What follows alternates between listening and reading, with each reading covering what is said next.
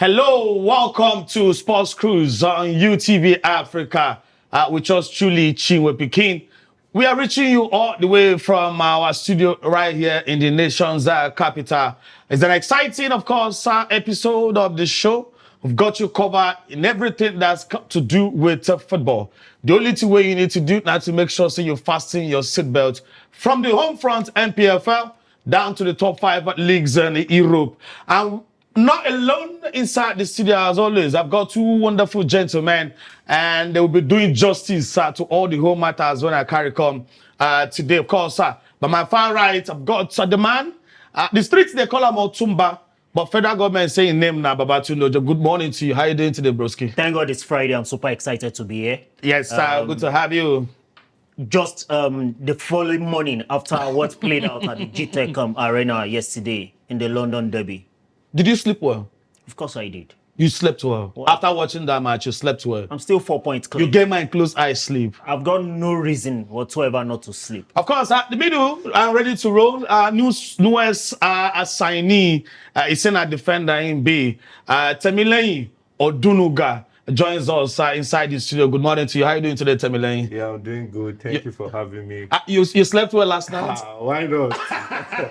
And I can't wait to especially talk about Coyote's performance yesterday. The master of throw-ins. Yeah. I think he learned from Delap. Well, before we talk about yesterday's game between Brentford and Arsenal, I would like also to take a trip to northern part of Nigeria. Where will they go? Bauchi. Well, we've talked about NPFL several times and how our league needs to improve. But how do the league improve? Well, it is easy for fans to bust the head of chairman of a football club. And that was what happened between Wiki Tourist and Katsina United. Wiki Tourist fans took matters into their hands and decided to bust the head of a chairman of Katsina United Football Club. I saw that picture. You know, when we small, if they bust your head, they use razor, carve out where they bust your head and then they stitch it. 7.5 million fine, and then they'll be banished to play their remaining matches of the season in Jos. Otumba, is that enough? For me, I think most of these fines are not enough, because if it's enough, most of these clubs will not engage in any acts that would put the league in disrepute. First of all, I feel that it's actually very unfortunate that at this time and age, we're still talking about crowd violence in our stadia in the NPFL. For the opting time, I feel that it's more or less like a slap to the wrist when you talk about the punishment that has been meted out to the airing club, talking about Wiki Tourist. Over and over again, we've seen reoccurrence of this whole thing, most especially in the northern part of Nigeria. For me, Katsina United are not newcomers when it comes to crowd violence. They are masters as well. They've had their own fair share of doing stuff like that. And unfortunately for them, they're the receiving end this time. They are the receiving end this time. And it was something that would have been settled on the field of play. What actually played out, because I reached out to one of the guys that covers Katsina United games. He's more or less like a member of the media team of Katsina United. I also have a friend that plays for Katsina United as well.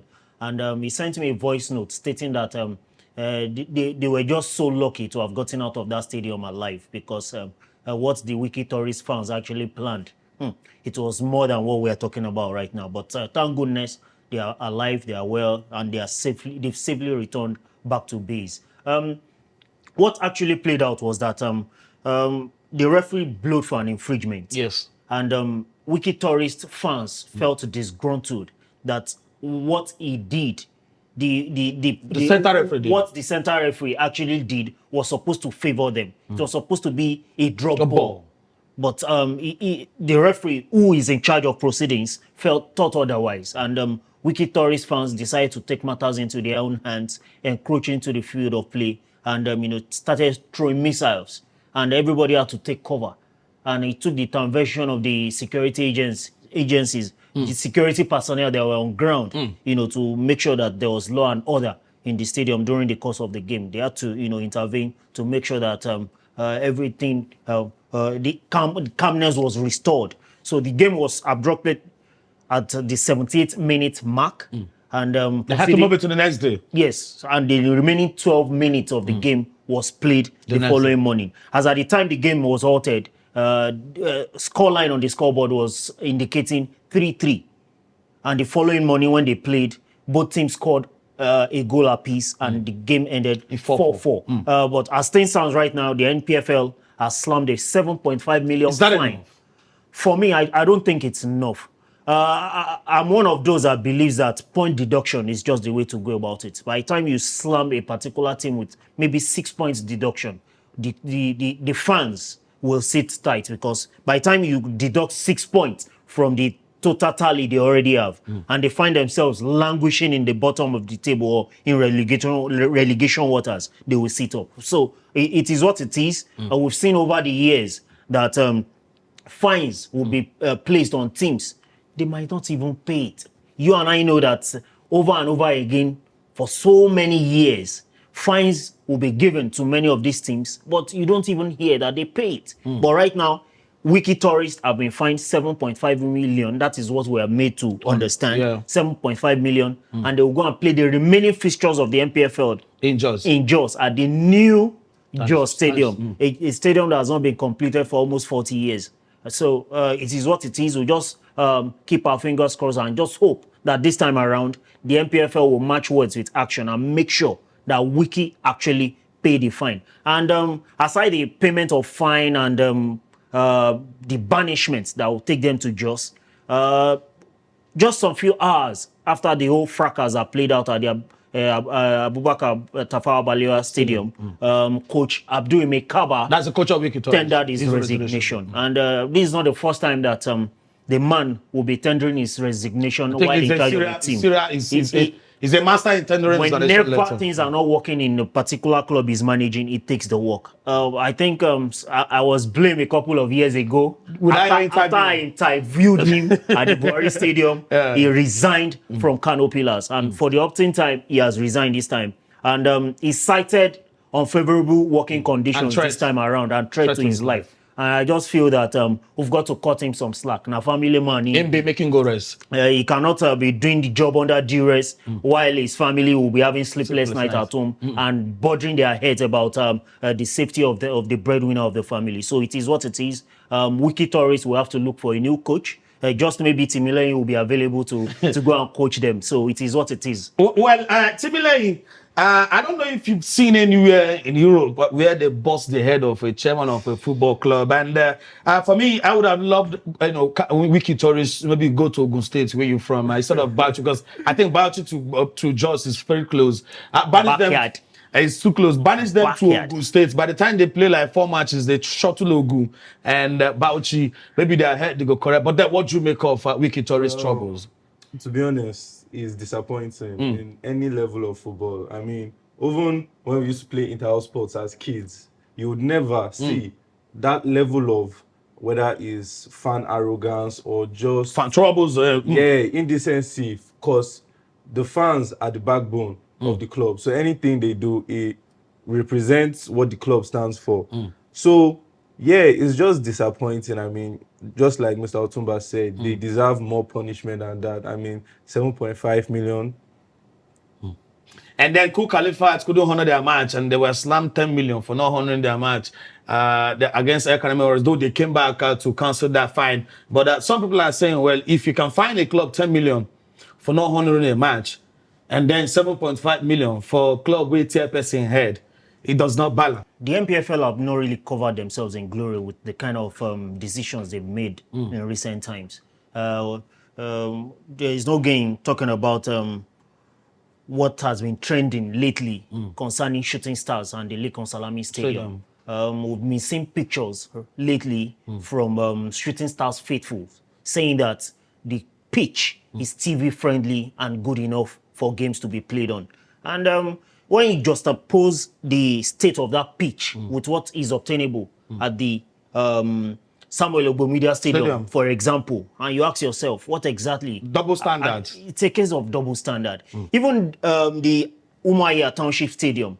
I remember a couple of years ago, I was in a particular event, and the current chairman of the National Sports Commission was there. And he had to call me out after that event, and he spoke with me that I was too hard on the NPFL, because I told him categorically that the grass on that pitch is at knee length. How do you explain the fact that you play professional football league game on pitches like that for me, I even call them potato farm. So I think the NPFL needs to do better.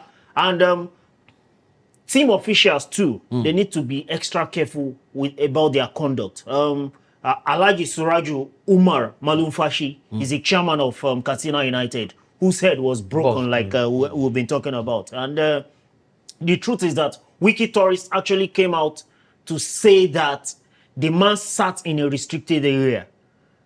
But let's tell ourselves the truth. The chairman of a football club has no business sitting 100 meters close to the technical bench of his team. He should be in the VIP section, watching proceedings. But what do we have in Nigeria? He was sitting, I don't know, maybe he's part of the coaching crew. And so that is why it was easy for hand to touch him. Like, and hand touch him well. So we need to do better. Our league, if for us to call it a professional football league, there are so many things that we have to put right. Look at what he's playing out with Rivers United in the CAF Champions League. He's a show of shame. We can do better. We can do better, obviously, but actions, of course, returns this weekend. NPFL fixtures, Barao Kun Khalifat, Katsina United, Nasarawa United, Bayelsa United, Bend Insurance, Shooting Stars, go to welcome Warri Wolves, Enugu Rangers, go to welcome Wiki Tourist. Hopefully, they don't go boss chairman head of Enugu Rangers head. Our Academy Warriors will be welcoming Plateau United, Enyimba Ikorodu City, Remo Stars, Abia Warriors, Kwara United, Kano Pillars. Let's start with, of course, Ikorodu City, Otumba. Ikorodu City will be facing Enyimba. And of course, I don't know what the aim of Ikorodu City is this season. Continental ticket or? Okay, this is a game involving 13th versus 1st. And for the opt-in time, permit me to answer you that Ikorodu City's main aim is to stay afloat at the end of the season. And they're doing just that. I think they've even punched above their weight, if you ask me, because they are first on the log right now. And it's looking like they might just... Even though Rivers still get outstanding games for hand. Yes. Rivers United. With what I've seen of Rivers United lately, I'm not totally convinced that they've got what it takes to even usurp Ikorodu City when the chips are down. So I think it's Enyimba's game to win because they are not really getting it right. Both on and off the field of play. We all know the drama playing out as regards the technical advisor of the team, the sporting director, the appointment of two persons at the same time. I think Abia State government needs to really give us some clarifications in that regard. So it's going to be an interesting one, but I expect Ikorodu City to give Enyimba a run for their money. Has Kanu Nwankwo done well as chairman of Enyimba Football Club? There's this, I don't want to go spiritual now, but there was a time Jesus Christ, people were hailing him, he's a king, he's a king. And later, the same persons that hailed him, they said, nail him. Nail him. The same persons that have been waxing lyrical about Kanu Nwankwo are the same persons that are urging Abia State government to fire him. Because what we are seeing of Enyimba right now is Enyimba of pre-2000. Remo Stars, Abia Warriors. Remo Stars haven't really covered themselves in glory. Like we said, I think they are more concerned about business than actually, the football game this season. Though they've won, they are the defending champions, but I think they are more concerned about selling players this season, Otumba. What a way to go about defending a title. They are 19th on the log. That's abysmal. And if care is not taken, they might just be playing in the NNL next season. And they are coming up against a very confident Abia Warriors side that are 5th on the log. All things being equal, I expect Abia Warriors to go back to Umuahia with a point in the bag. And also, your own darling team, Shooting Stars, go to welcome Warri Wolves. They will be playing this game against Warri Wolves at the MKO Abiola Stadium in Abeokuta. Just like I said some minutes ago, the NPFL has not really done justice as regards the home turf of Shooting Stars, talking about Lekon Salami Stadium. And now we're still not sure. They said they will go back to Ibadan for another inspection to see the current state of the pitch. That has not been done. They are still dilly-dallying about it. But this very game will be played in Abeokuta. But I expect the Shooting Stars, not to allow that to be a distraction to them and try as much as possible to get 3 points. They lost 2-0 to a struggling Kun Khalifat, who are languishing 28th on the log in match D25. So they just have to go all out and get a result in this. Now, if I had the phone number of the coach of Academy Warriors, I will call and warn him. because Plateau United no go easy. Benga Ogumbote, I don't know what he give these players of Plateau United since they appointed him as the manager of Plateau United. They've been picking results home and away. They are not scared to pick your result. They're not scared to pick results away from home. They're not scared to pick results at home as well. So this match is the match to look out for. Economy Warriors Plateau United. It's going to be an interesting game. I think there's a reason why we call Benga Ogumbote the Oracle. For someone that has managed so many teams in the NPFL, Sunshine Stars, Eyimba Rangers, just to mention a few, even Shooting Stars. So he's been there and done that. He's a very experienced gaffer, and he has shown it. When he took charge of Plateau United, they were 19th on the log, and right now they are 12th. 12th. That's massive. That's a massive leap on the team. I'm not sure if they've lost any games so far since he took charge. I think, if my memory serves me right, he has won 3 and drawn 3. Across all the games he has played, even getting points away from home. So it's a very good one.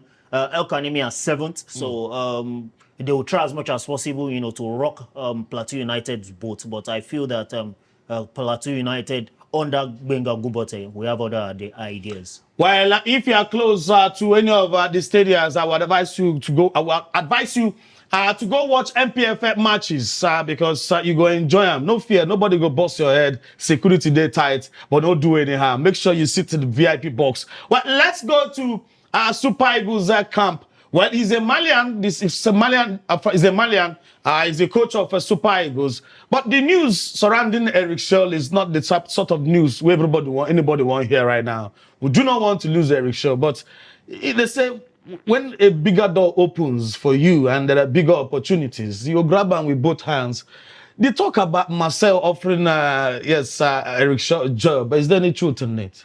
For me, it's more or less like a speculation right now. There is no until we hear from certain sources. We know the man that always tells us, here we go. Don't deal. Until we hear that, then it's not confirmed yet. So for me, it's more or less like what we call market women noise. The president of NFF, Gusau, came out to say, well, we still have 1 year contract with him. He's not going anywhere. He can achieve whatever he wants to achieve with the Super Eagles.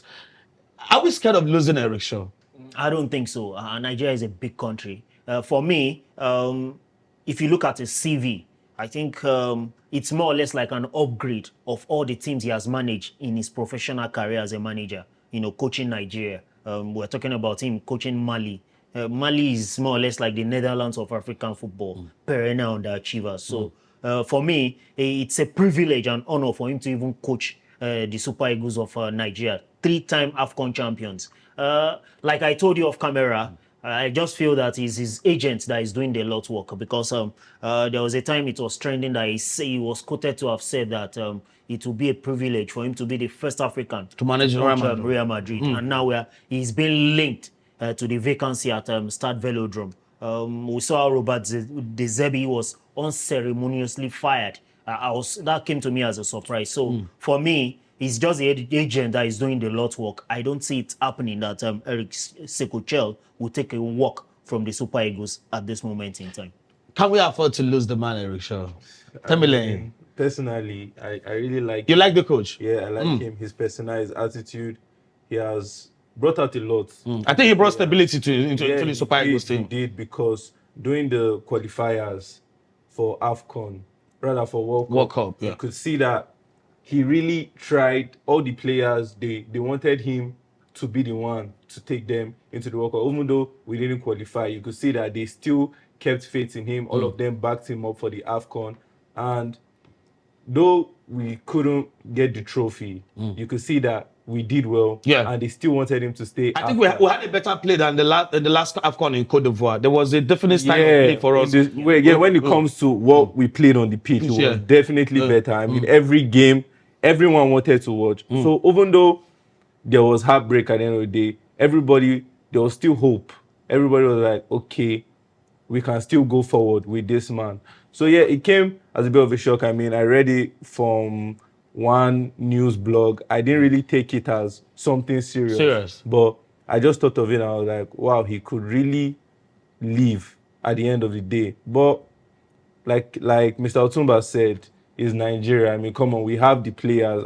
I feel like without the coach, they can still bring another capable coach to lead these players. I mean, we have superstars that play all around the world. So if he leaves, it is what it is. If he leaves, it is what it is. But one thing is certain, we've got capable hands to take over the job of the coach for Super Eagles. But let's leave Super Eagles camp and then rush through to Dakar, Senegal, where our Super Falconers go to finish the work when they start. The lost work when they start for Senegal ahead of the women's under-20 women's World Cup. We beat them 1-0 here in Abeokuta. And of course, on Saturday, we'll be hoping for Super Falconers to finish the job when they start Otumba. 1-0. Some say it's a slim win, but I trust the girls to finish the job in Dakar. Yes, I expect Michael Aduku, the coach, and the girls, to get the job done and make sure that they're just within touching distance. Moses Aduku. Moses Aduku, I beg your pardon. They are within touching distance of qualification for Poland 2026. For me, what we saw at the MK Abiola Stadium a couple of days ago was not really convincing. It took the solitary effort of kindness, Chinaza Ifeanyi, to make the difference against the Teranga Princesses of Senegal. And questions were asked. For me, personally, I felt that those girls played as if they were seeing each other for the first time.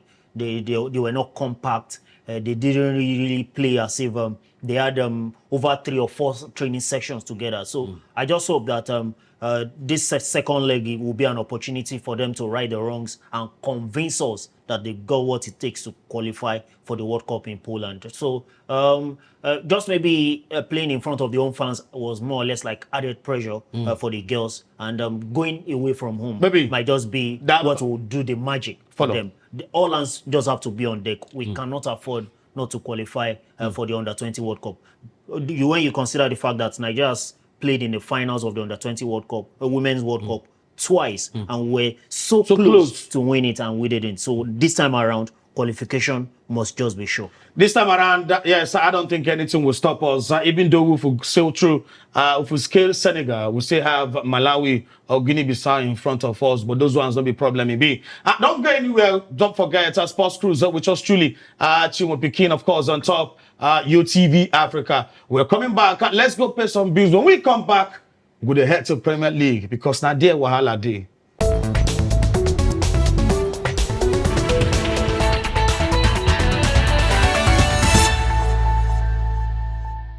All right, welcome back to SportsCruise on UTV Africa, live from our studio right here in the nation's capital.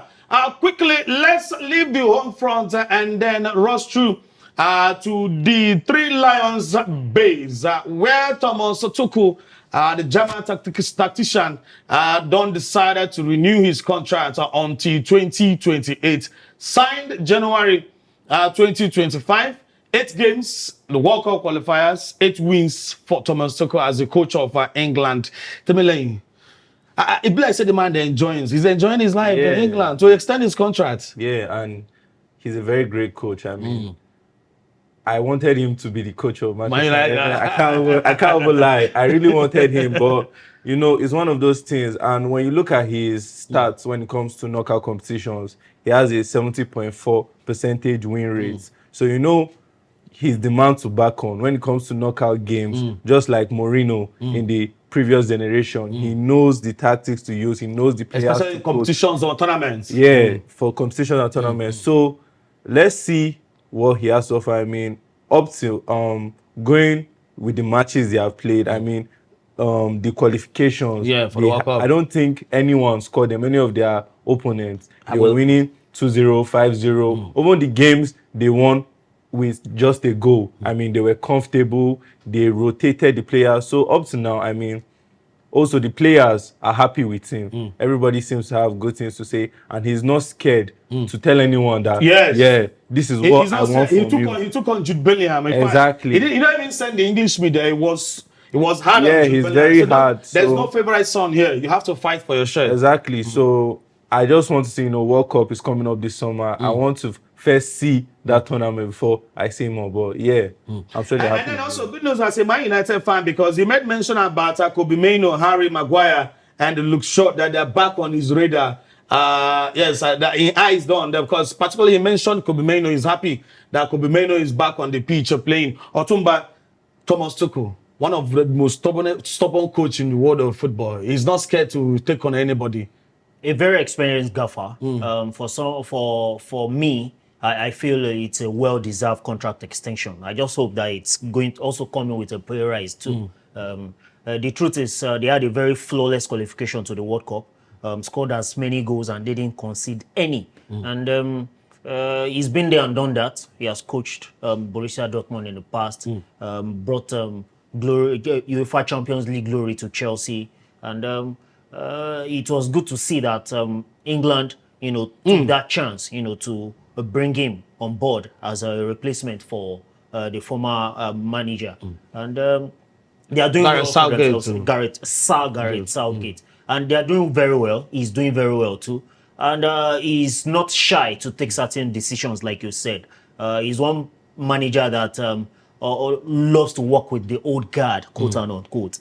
Kyle Walker is in his radar. Luke Shaw, like you said, Harry Maguire, Ivan Toney, even Jordan Anderson. That normally a coach who said, "This guy is a spent force." He's within. He's also, not scared to give chance. He's ready to give the old guard, a chance to prove themselves. Harry Kane is scoring goals for fun. So I think England are in a good place right now under Thomas Tuchel. But it remains to be seen if they will be able to break that jinx of not winning the World Cup as far back as 1966, when my dad was just 12 years old. Well, it remains to be seen whether he will achieve that feat. Well, even though some England fans be not really buying into the fact that they were bringing in a German tactician, so what is it that this man have got that we do not have at home? But the difference is clear. I don't think there's any English manager, British manager, but Sir Alex Ferguson at the level of Thomas Tuchel currently right now. Well, let's leave the Three Lions camp and talk about the midweek Premier League fixtures. Also, it's a midweek of sacking of coaches. I see my guy Otumba the balance. Don't worry, we need to go there. But we'll go Tottenham Hotspur camp first, where Newcastle beat them 2-1. And of course, which led to the sacking of Thomas Frank. Come on, Otumba. Thomas Frank he saw it coming, even though he was confident of the fact that he was going to remain there to face Arsenal, but he didn't give him the chance. For me, I think the management of Tottenham were a bit lenient with him because it's something that should have happened before now. It was belated. Why? If you ask me. Why do you say so? Why? A run of poor results. Are you considering the injury crisis? That's an excuse. They are the most heated injury and crisis. I know that these days, management of football clubs are no longer patient because they splash the cash and they expect instant result. For me, Thomas Frank was a misfit. He shouldn't have left Brentford in the first place. But for me, he's a mid-table manager and he should have stuck with the club. But he chose to move to Tottenham. You're also not factoring in that out of the big six, Tottenham has spent the least money. For me, Tottenham is not. You shouldn't even consider them as one of the top six. Are you saying because Thomas Frank? I'm sorry to interject. Ange Postecoglou said they are not a big team. They are not a big club. And that's a fact. They're not a big club with a capital F. Because when they signed Dominic Solanke, Thomas Frank said it that they signed Dominic Solanke and 3 academic players. Yes, Ange Postecoglou said that. Yeah. Okay, Ange actually said that. So, can you use that to say that Tottenham is a big club? When was the last time you saw the likes of Chelsea, Manchester United, even Arsenal sign young stars and bring them into the first team? Recently, Arsenal signed 2 Ecuadorian twins. They are still back in their hometown club, and maybe 2027, 2028, they will come and join the academy, not the first team. For me, it was belated, but it's good to see him take the exit door because it's looking as if Tottenham might not even qualify for Europa Conference League next season based on the results. But they're doing well in Champions League. Timileyin, it's a case of they're doing well in Champions League. It's a case of contrasting fortunes for Tottenham. They're doing well in Champions League. I mean, it was bound to happen. After that Newcastle game, there was no real fight. That's what I can say. Tottenham players during the game, even though they were at home, they gave up easily. It just felt like they had the dressing room wasn't with the coach again. They were just playing very flat football, and even in the in the post-match conference, when he was talking, you could see a bit of resignation. Like he knew He did it in the morning, he didn't come. in He the no go morning last. he was gone. So he just tried to, say some motivational things, but everybody knew that it was going on. I mean, you can't play like that in the Premier League after everything that has happened and expect to keep your job. It's a very merciless league that they don't, especially the fans. I mean, the fans, the game against Man City gave him more time. Yes. But after that performance, nobody was having it anymore. They wanted him gone. I'm not surprised he stayed that long, to be honest, but it is what it is. It is what it is. Let's go to another club. 3 managers in one season. Who would have thought that Sean Dyche will be sacked as the manager of Nottingham Forest or Otumba? I didn't see this one coming. They played a goalless draw against Wolves. They had 35 goal attempts in this match, and they ended its goalless draw. For me, Sean Dyche was actually riding on luck at some point during his short stint that lasted 114 days, if I'm not mistaken. And it has become more or less like a cliche under Angelos Maricanis. Once you get something like a poor run of results, You're fired. you are fired. You don't even get fired during the day. It is when people are sleeping that you just hear of managerial sack. So I think Sean Dyche rode on luck, and it's actually unfortunate that things didn't pan out the way he started, because he started like a house on fire. He was getting good results both in the Premier League and even in the Europa League. And so at some point, everything just went south for him, and he's a third manager, at the City ground this season. We've seen Nuno Espirito Santo, who for me would have been the savior of this club. And I posted something on my X page, and I said that what if, maybe it's my imagination that is riding wide, what if at the end of the day Nuno Espirito Santo is able to keep West Ham afloat, and then Nottingham Forest goes down. It would be a case of had I known the situation. But interestingly, some good results during the midweek games. For Liverpool, they managed to pull off 3 points away from home against Sunderland.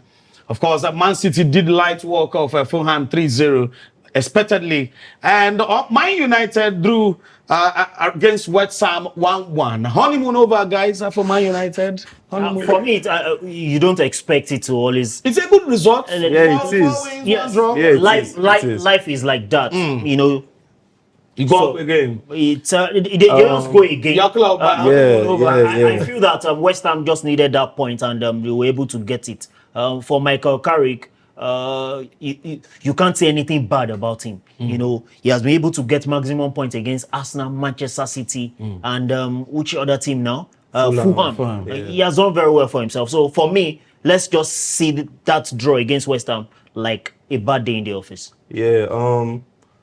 If you are looking at it through like West Ham's position on the table right now, you could say, "Oh, man, you deserved more." But I feel like Nuno, he went into that game, he knew what he was doing. I mean, their defensive display that day, I was shocked. Even Wan-Bissaka is the next my own boy. I think he trains my own boy. I'm telling you. Season for Man United. I'm telling you, he became something else. Even Somerville, the way Somerville was, Somerville and Bowen, the job they were doing on both Shaw and Dalot, they were working on them seriously. And I feel like the game plan just came off for them. I mean, before the game, they were already on a good run. Man U too. So the only reason why most people look at it in this sense that, it's not really good was because of the United strand. I mean, 5 wins in a row. No, he wants that guy needs to bob his head. Yeah, exactly. So there was a lot of pressure that, we actually need this. But when you look at it, I mean, we're still fourth. We still have some games that we know that, okay, yes, we can take the points off people. And, I mean, Carrick has done a good job. In my opinion, Sesko should have started that game, not Buemo, because when you look at the first half, there was no real space. Disasi and the other centre-back, they were bullying him seriously. Mavropanos. He couldn't even stay in the middle with them. He was running away from them. Yeah, exactly. If Sesko was there, I mean, look at the brilliant finish he did. I mean, there would have been more stress on them so that they will move back with him which will give Bruno Fernandes more space to, you know, work with the ball. But, you know, it's a point that I take gladly. I mean, after they scored, I didn't even think we're going to take anything from me. But with the point, yeah, I'll happily take it. And Chelsea drew 2-2 against Leeds United, coming off from 2 goals down against Chelsea at home at the Bridge. Their coach, Liam Rossinier, yes, was talking tough after that match. Said the rules are the rules. He was expecting a foul leading up to the second goal. There was handball, but I said, come on, the rules are the rules. It is what it is. Let me borrow the words of Timmy. The truth is that at one point in that game, I was hoping and praying that Leeds will lead Chelsea astray, but it didn't happen. 2-2 at full time, and 2 players of Nigerian descent got the job done for Leeds. Taking that point, Lucas Mecha and Noah Okafor, you know, did the Lord's work in that game. And for an associate member of Bad Belle Fans Club, I was really, really happy. I wanted more, but both teams had to go home with a point in the bag. So Chelsea, it's a case of we go again. Well, it's a case of we go again for Chelsea. But before we leave Premier League, the Elephants couldn't sit well on top of the tree against Brentford. The question I asked, and I will ask this question to my guys here, is that can Arsenal survive the pressure coming from Manchester City? When Man City beat Fulham 3-0, of course, all eyes turned on Arsenal facing Brentford. And expectedly, what everybody was looking out for was how Arsenal will, you know, shoulder that pressure. Otumba, your team. 2 points dropped. Happy with those results against Brentford? Or missed opportunity? And how much of a pressure are Arsenal in currently right now? Or no pressure at all? For me, I've got to be realistic, and I've got to say it as it is. There's pressure, but they're still 4 points clear, 4 points ahead of Manchester City. I think that game against Brentford was a very, very tactical battle of 2 managers that really showed grit, and they wanted to win the game. On the part of Keith Andrews, someone that was labelled a set-piece coach when he got the appointment, that nothing good can come out of or of that club under his tutelage. But he has shown that the team can actually play good football. We are talking about a team that's been able to get good results even away from home. We saw how they did it at Newcastle at St. James's Park. That is not a stroll in the park. And it took a solitary effort on the part of Erling Haaland for them to even beat them on the same ground. So they've done well for themselves. We saw the emergence of Igor Thiago, who was more or less like an unknown quantity, I'm sorry to say. Until they start coming from Brazil. He's got 17 goals so far this season. That's massive. And could have had a hat-trick against Arsenal. And yeah, he could.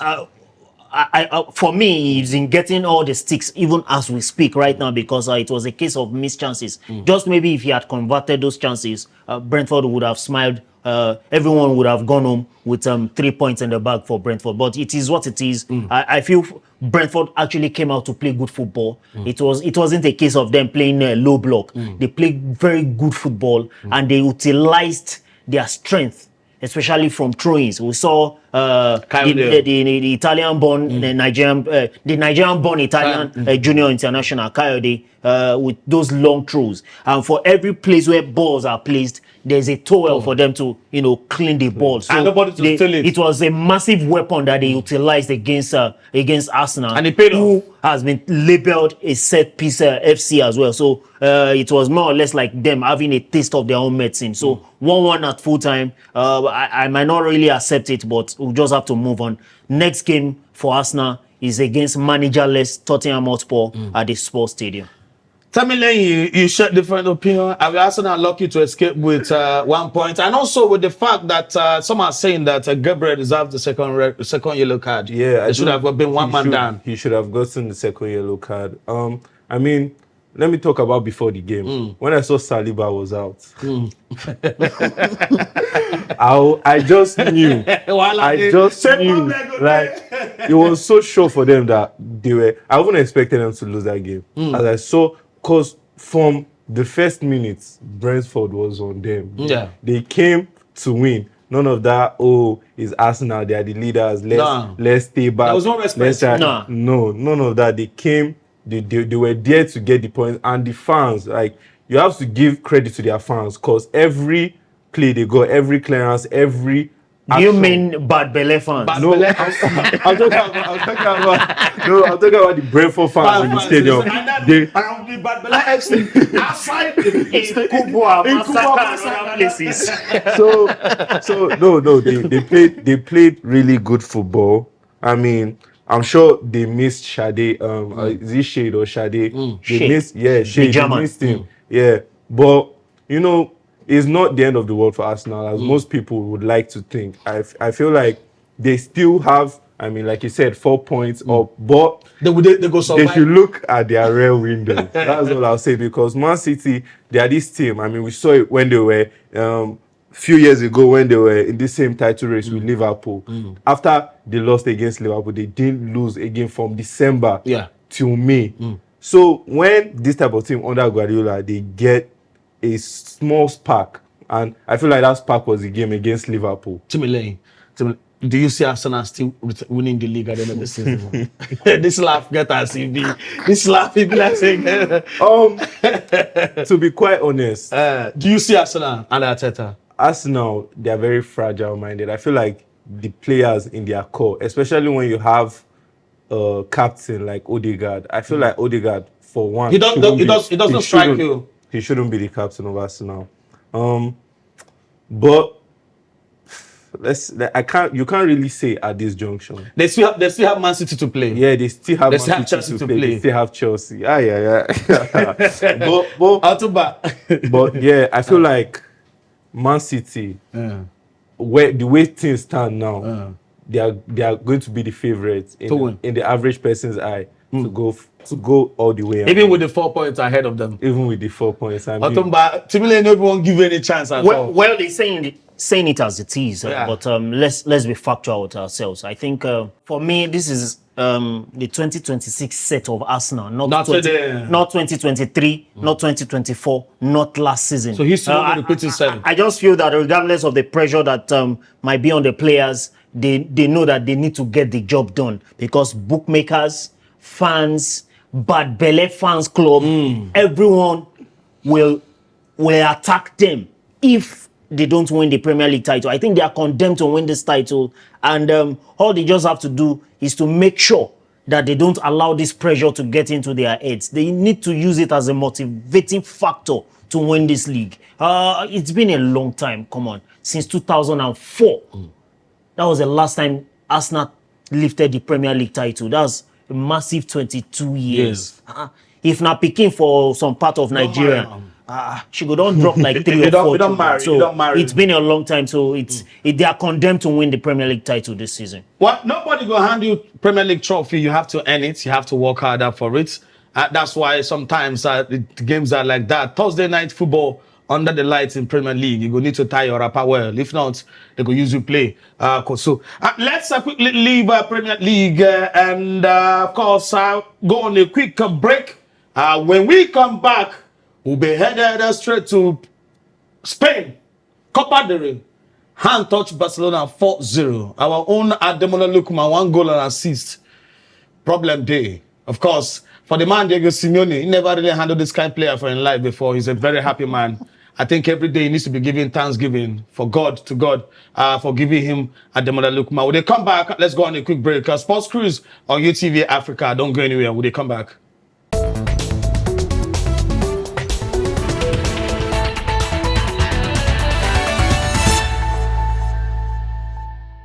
And welcome back to SportsCruise on UTV Africa, live from our Abuja studio in the nation's capital.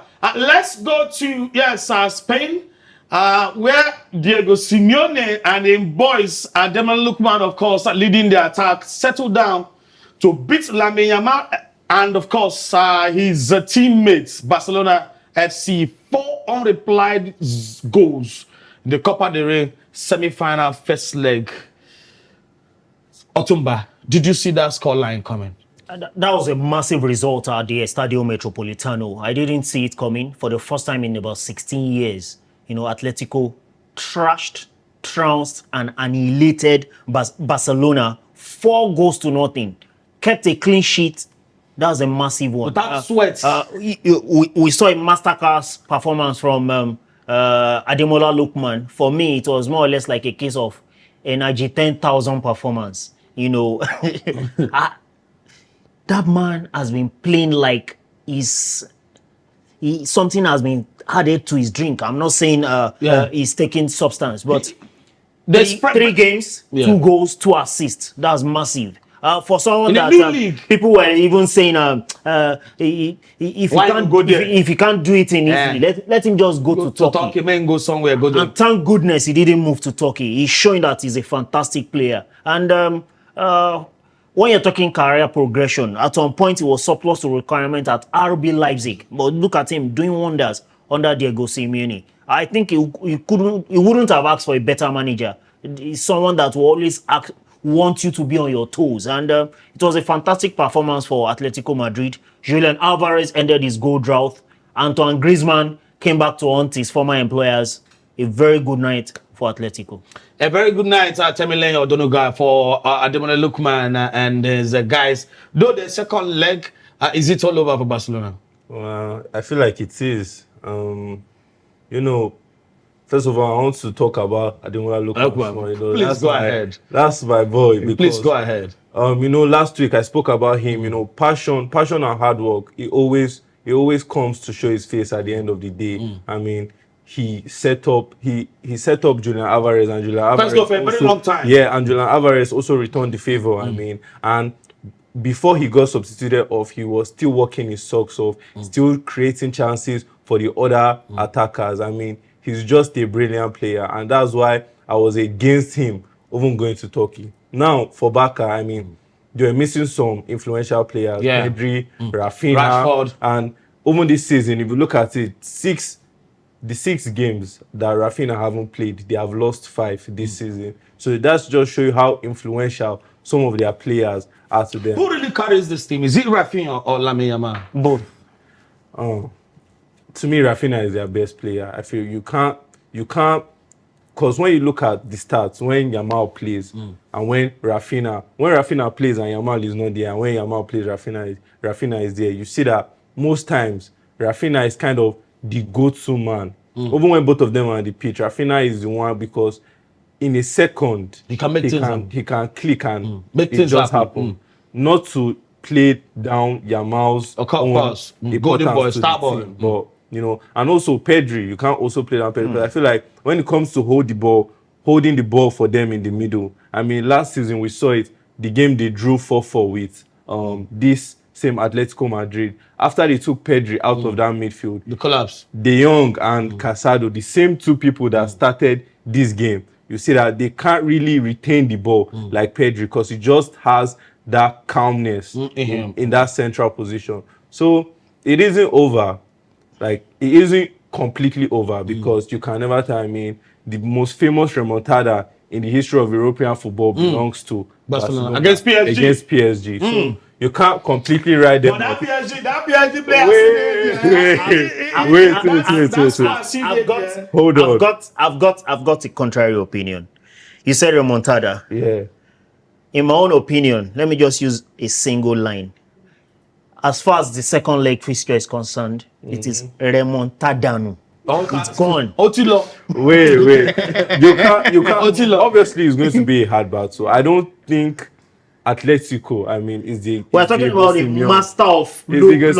I don't think he would just lay back and be like, because they are going to their home. But you can never actually write out Barca. I mean, hopefully by then, the second leg is March 3rd. So by then, let's hope most of their players are going to the back. I mean, most of their important players, by then Rafinha, Pedri, Rashford, all of them, they'll be looking to, make an impact in that match. So, never say never. Let's see how it goes for the boys in blue and red. All right, I never say never. For Otumba, he said, Otilo, it's finished. Remember, Timileyin, he said, well, I never said never as long as Barcelona and Lamine are concerned. Well, fixtures for this weekend in La Liga. It's Elche Osasuna, Espanyol Celta Vigo, Getafe Villarreal, Sevilla Alaves, of course, Real Oviedo Athletic Club, and Real Madrid. Real Madrid, Real Sociedad, Otumba. Yes, it's going to be an interesting game. Real Sociedad, I think they are in a very resurgent form. At some point in time, I was telling myself that is it the fact because the likes of Mikel Merino and Martin Zubimendi that left the team for greener pastures that affected them because they were going down, but they seem to have found a new lease of life and they are doing well. So it's going to be a litmus test for Real Madrid at the Santiago Bernabeu.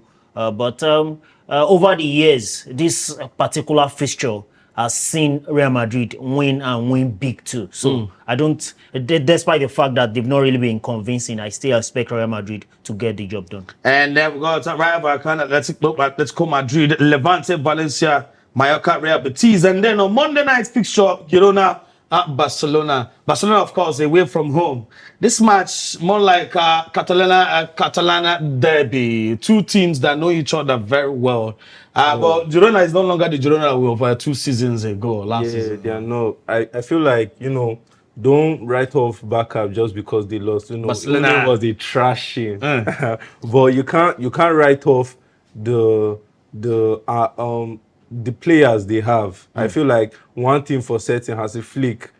I'm not sure if he gave them a day off today, but I know he's going to drill it into them because one thing he hates is this type of humiliation. I mean, after the match, he said that all focus is going to be on their next one, which is Girona this Monday. So, they are going to want to make sure that they give them something. They give the fans something to cheer on about. Like, okay, hold on, we're still first in the league, we're still in Champions League, and we can still show other people why we're forced to be reckoned with.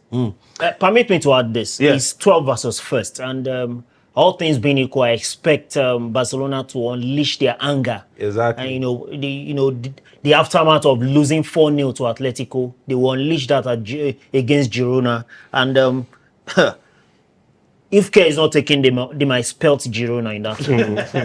They will spell Girona. Well, let's leave La Liga and rush through to Serie A. But before we talk Serie A fixtures for the weekend, after 40 years, Como are headed into semi-final for the very first time, courtesy of their manager, Cesc Fabregas. Who would have thought that Fabregas would be doing wonders with Como? Low-budget team. They do not have the names, but he's doing wonders there, Otumba. Como headed into semi-final for the very first time in almost 40 years of their existence. That's a massive one for Francis Fabregas, someone that started his professional career under the legendary Arsene Wenger. And he honed his skills playing good football for big teams in Europe. Arsenal, Chelsea, Barcelona, not forgetting AS Monaco. He has done well for himself, creating this record of breaking a jinx of about 40 years. That's a massive one. 1-1 against, of course, Napoleon. Then they won on penalties 7-6. Fabregas was not even born 40 years ago. The last time Como got this far in the Coppa Italia. So it's a massive one for him. And I'm sure some Arsenal faithfuls will be having ideas in their heads that just in case Mikel Arteta fumbles, just in case Francis Fabregas is there for the taking. Do you see Fabregas stepping up? Is he stepping up to the bigger teams anytime soon? Yeah, I mean, why not? I've always seen that he's from his playing days, he has always had ambition. He's a player that wants to win. He's a player that guides his teammates as well as his national team to victory. I mean, he's well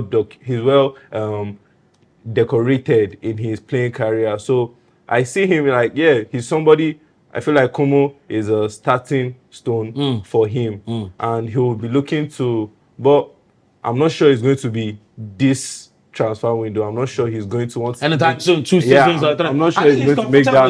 Exactly, he's happy. And with a player like Nico Paz, their star boy, he's looking to, where I don't even think Como they want to let him go I don't think so. this summer. So they are looking to build up themselves. They want to compete. They look like a team that they actually want to take it further than a Coppa Italia final. So let's see how they go. Let's see how they fare in the final. Of course, it's semi-final first leg, Como Inter. Third match, and then the second match is at Lazio, Atalanta. Well, let's leave, the Coppa Italia and Ross through too.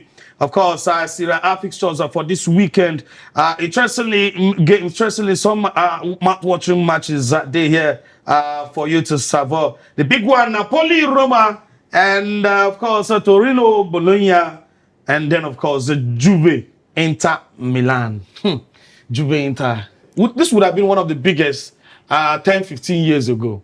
For me, it's 2 games stands out in this weekend's fixtures in this year. Napoli versus Roma is 3rd versus 5th. And at the Stadio Diego Armando Maradona Stadium is going to be a cracker for Antonio Conte and his boys. They are on the road to redemption because as things stands right now, there is absolutely no miracle of epic proportion that can make them win the trophy, that can make them retain their title this season. So it's Inter's title to win as far as things stands right now. They are 8 points clear of their closest and city rivals, AC Milan, who have 50 points. Inter Milan have 58 points, and they are coming up against Luciano Spalletti's Juventus. So they've not done badly for themselves, but I don't see them getting anything meaningful out of San Siro because Inter Milan will go all out to try as much as possible to cement their spot on the log. So it's going to be an interesting game. Inter, Juve, Napoli, Roma. Epic crackers. And then we have Lazio and Atalanta as another game to look out for, just in case Udinese Sassuolo, and that game to look out for, of course, Cagliari Lecce and Como Fiorentina, one of those games to look out for as well. Well, let's leave Serie A quickly and rush through to FA Cup fixtures this weekend. Of course, Chelsea and their new manager we'll be heading to Hull City, 8:45 Nigerian time on Friday. Do you see Chelsea sleeping up? It's going to be an interesting one. It's more or less like a homecoming for Liam Rosenior because he once managed Hull City. So he played for them. Yes, he played for them. I think he was captain when they faced Arsenal. It was 2021 FA Cup final that they lost 3-2 at the Wembley Stadium. I don't expect him to get any positive reception because Hull City want to advance to the next round of the FA Cup. But we all know that in cup games like this, Chelsea, they are master strategists. They will definitely try as much as possible to get to the next round. Unfortunately, FA Cup, we've got our own Shemi Ajayi in that team, but hard luck to him. Chelsea will advance. And another match to look out for Aston Villa Newcastle. One thing with these games, the FA Cup in particular, Timileyin, is the fact that anybody can beat anybody. Yeah, anybody can be beaten. Anybody can beat anybody. Yeah, they don't call it the magic of the FA Cup. For nothing. So the Aston Villa Newcastle is a match that I'm definitely going to be watching. I feel like Newcastle, they know that this season has been subpar for them.